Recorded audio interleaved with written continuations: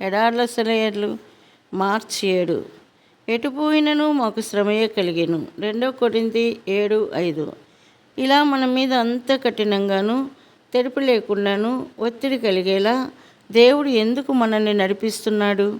ఎందుకంటే మొదటగా ఆయనకున్న శక్తి, మనపైనున్న కృప వెల్లడి కావడానికే. ఇలాంటి ఒత్తిడులు లేకపోతే ఆయన మనకింతగా తెలిసేవాడు కాదు. అయితే ఆయన శక్తిలోని మహత్యం మనలో వెల్లడయ్యేలా ఆయన తన సంపదను మట్టి కుండలమైన మనలో దాచాడు. మనం ఎంతగా ఆయన మీద ఆధారపడాలో ఇది తెలియజేస్తున్నది. దేవుడు మనకి దీన్నే నిరంతరం నేర్పిస్తున్నాడు. మనల్ని పూర్తిగా తన చేతుల్లోకి తీసుకుని తన ఆధీనంలో ఉంచుకోవాలని ఆశిస్తున్నాడు. యేసు ప్రభు నిలిచిన చోటు ఇదే. ఇక్కడే మనల్ని కూడా నిలబడమని ప్రబోధిస్తున్నాడు. మన సొంత శక్తితో కాదు, ఎప్పుడూ ఆయన చేతిని పట్టుకుని ఆయన శక్తితోనే నిలబడాలి. ఒక్క అడుగైనా ఒంటరిగా వేయడానికి సాహసించకూడదు. ఇది మనకు నమ్మికను బోధిస్తుంది. శ్రమల ద్వారా తప్ప విశ్వాసాన్ని అలవర్చుకునేందుకు వేరే మార్గం లేదు.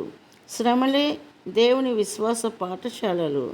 జీవితంలో ఆడుతూ పాడుతూ సుఖించే కంటే దేవుని మీద ఆధారపడడం నేర్చుకోవడం మనకి మంచిది.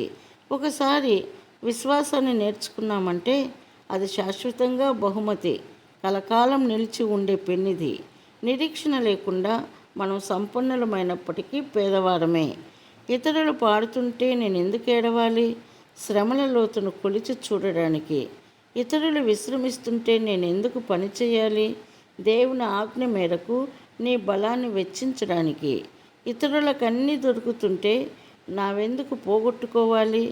పరాజయపు చేదును చవి చూడటానికి. అందమైనవన్నీ ఇతరులకి దక్కుతుంటే నాకు ఈ జీవితం ఏమిటి?